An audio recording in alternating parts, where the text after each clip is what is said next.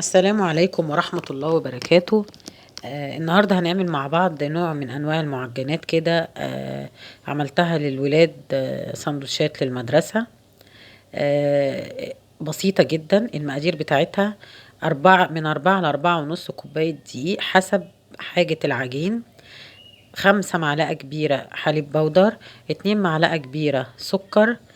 2 معلقة صغيرة، معلقة صغيرة بيكنج باودر، وربع معلقة ملح، ونص كوباية زيت، وكوباية ونص مية دافية، وكيس خميرة فورية. أول حاجة هنحط الخميرة. هنحط الخميرة على السكر، وهنحطها على الدقيق، على اللبن البودر. كل المكونات الجافة هنحطها مع بعض. الخميرة طبعا لازم تختبريها، بس أنا مجربة الخميرة دي وكويسة جدا. ومعلقة ونص بيكنج باودر هيخليه هشة وحلوة. هنقلب المكونات دي كلها في العجان كده على الناشف، وبعدين ننزل بالزيت، نص كوباية الزيت.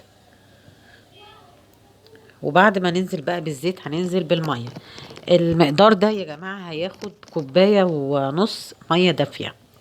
المية لازم تكون دافية عشان العجينة تنشط وتبقى كويسة.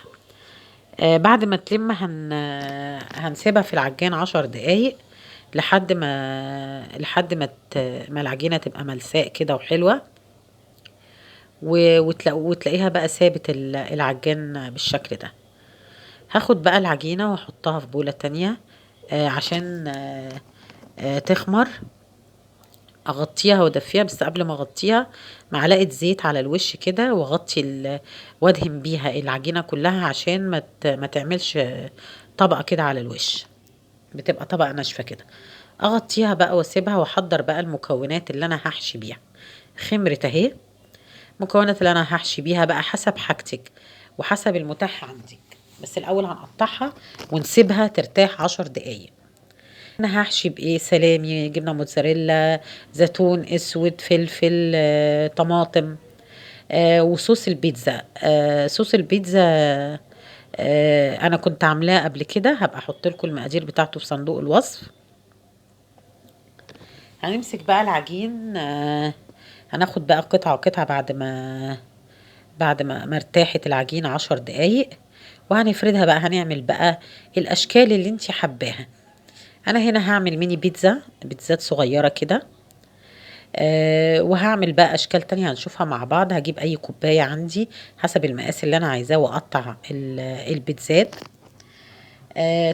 تقدري برضو تحطي بعد ما تشكلي العجينة وتحطيها في الصواني، تقدري تشيليها في الفريزر عندك، وتبقي تطلعيها قبليها بساعتين عشان يتعاد تخميرها تاني، وتدخليها الفرن.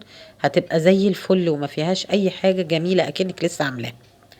انا بعمل كده للولاد وبشيلها في الفريزر متشكلة بكل الخضار بتاعها وكل المكونات بتاعتها. بخرجها بس قبلها بساعتين. بخرجها من بالليل، احطها على رف التلاجة، وبصحى الصبح قبلها بساعة كده ولا حاجة، اخرجها من التلاجة تخمر تاني، وادخلها الفرن واحطها لهم في اللانش بوكس. بتبقى في منتهى الجمال وبيبقوا مبسوطين بيها.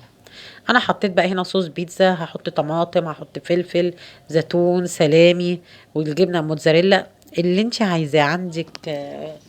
عندك فراخ، بقايا فراخ عندك محطوطة في التلاجة، حطي تونة، رومي مدخن، اي حاجة اعمليها، بس بخضار وجبن، مفيش مشكلة خالص. لان بصراحة اللي بيديها الطعم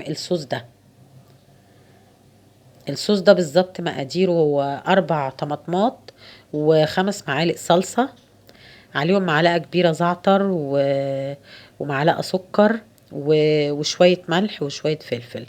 وهنضربهم كلهم في الخلاط، وبعدين نحطهم ياخدوا غلوة على البوتاجاز، يغلوا كده وخلاص. وفصين توم صحيح في الخلاط برضو. هتاخدي احلى صوص بيتزا. انا عملته برضو قبل كده، وعملته في حلقة البيتزا، تقدروا ترجعوا لها وهتلاقوها. خلاص انا كده حطيت الجبن وحطيت كله. عملت ميني بيتزا اهو. هعمل شكل تاني. هعمل صوابع كده زي أرغفة الفينو الصغير، حسب الحجم برضو اللي انتي عايزاه ومحتاجاه. هنا هجيب بقى طبق اكبر شويه من الكوبايه اللي كان معايا عشان اعمل بيها شكل كده، شكل القطايف بالظبط. هحشيها من النص برضو كل الحشوات واقفلها. همسكها اهي كده اهو. الطبق ما خلصهاش هنا قوي. هحط برضو شويه صوص بيتزا، واحط بقى بقيه المكونات اللي انا عايزاها.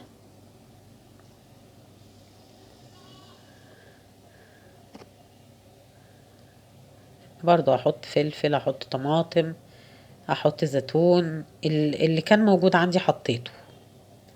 بسطرمة حطي، يعني بصي حسب ما ولادك بيفضلوا احشيها. بدل ما تقومي الصبح بقى تعملي سندوتشات، لا ده انت هتقومي تدخليها الفرن وتحطيها بعد ما تستهدى شوية وخلاص. بس بعد ما تخرجيها من الفرن بخة مية كده بالبخاخة، وتقومي مغطياها دقيقتين بس. اهو قفلتها زي القطايف كده. هجيب شوكة واعمل الاطراف بيها.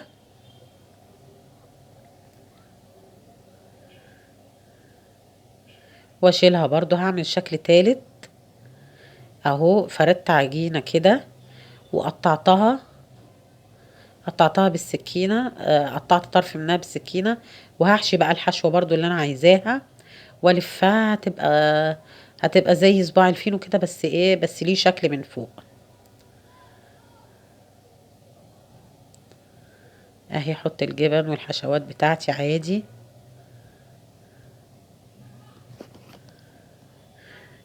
واقفل الجناب كويس. الشكل ده لازم تقفلي الجناب كويس وتقومي تانياها كده. اهو بصوا شكله جميل جدا. عشان الحشوات ما تخرجش في الفرن، تقفلي الجناب كويس جدا. همسك بقى زي فكرة الكايزر. همسك حتة كورة كده، افردها بايدي، واحط فيها الحشوات اللي انا عايزاها. بس انا هنا مش هحط بقى فيها طماطم، هحط فلفل، زيتون، جبنة، سلامي، بس مش هحط فيها طماطم. واقفلها واكورها وابططها حاجة بسيطة قوي كده زي ما هتشوفوا وبس. وارش عليها بقى سمسم وحبة بركة. هتبقى نفس شكل الكايزر بالظبط. لما هتستوي هتشوفوها نفس شكل الكايزر. هاخد برضو جزء تاني. ممكن دي كمان نحشيها شوكولاتة، يبقى حلو. يبقى جزء حلو كمان. يعني انا بعد كده اما عملت للولاد في المرة اللي بعدها حشيت الكايزر ده شوكولاتة. ساحت فيها طبعا وبقت جميلة، وبقى جزء حادق وجزء حلو. يعني اعملي اللي هم بيحبوه. العجينة هتديكي نتائج معاها حلوة جدا. بس لازم نسيب فراغات يا جماعة علشان خاطر طبعا نعمل حساب للعجينة لما تخمر. هعمل هنا نفس شكل كده صباع الفينو كده. فردتها بشكل بيضاوي كده وهلفها بقى، احشيها والفها كده. بس اقفل طبعا الجناب كويس، ونلفها بقى رول كده. كفاية كده عشان ما تبقاش سميكة. بس اقفل الجناب كويس واتنيها كده عشان الحشوة ما تخرجش. يبقى زي الصباع الفينو الصغنن كده الباتيبان. اهو بقى. واجيب بقى حبة لبن عليهم معلقة نسكافيه، عشان زي ما قلت لكم قبل كده انا مش بحب زفارة البيض، فدي بتديني نتيجة احسن. آه يعني ابعد عن شبهة زفارة البيض نهائي. وفي نفس الوقت هو توفير البيض غالي. فمعلقة شعرة نسكافيه على معلقة اللبن، وبالفرشة كده ندهن الوش كله. وبعدين حطي بقى سمسم وحبة البركة حسب اللي انتي بتفضليه انتي وولادك. اهو سمسم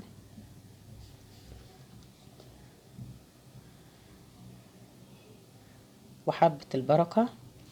عايزة بقى لحد الخطوة دي وتشيلي في الفريزر وتطلعي زي ما قلتلك، هو من اول الخطوة دي كده وخلاص، وحطي في الفريزر. بس طبعا تغلفيها بستريتش علشان خاطر العجينة ما تنشفش. انما دلوقتي لو هتدخلي الفرن، دخلي الفرن. ممكن تدخليها الفرن وبعد ما تبرد تشيليها في اكياس وتحطيها او في علب، تحطيها في الفريزر وتطلعيها هتبقى طازة. بس انا بفضل ان انا اشيلها نية احسن. اهو بصوا، ده الشكل النهائي بعد ما خلصت، اختمرت وبقت حلوة جدا. الاربع كوبايات عملوا كمية كبيرة، دي تقضي مثلا يومين للولاد ولا ثلاثة. لما تحطي قطعة من كل حاجة هيبقى واليوم بتاعهم طويل كده زي ولادي، فهيبقى وجبة مشبعة وحلوة جدا. هنفتح واحدة مع بعض كده ونشوفها. بصوا، بصوا خفيفة ازاي من جوه، فاضية خالص، يعني هوا. مش قصدي فاضية يعني مش جواها حاجة، لا جواها، بس هي خفيفة من جوه خالص. العجينة طعمها حلو جدا جدا، والحشوة مدياها غناوة حلوة. لو عجبتكم الحلقة ما تنسونيش في اللايك والشير والسبسكرايب.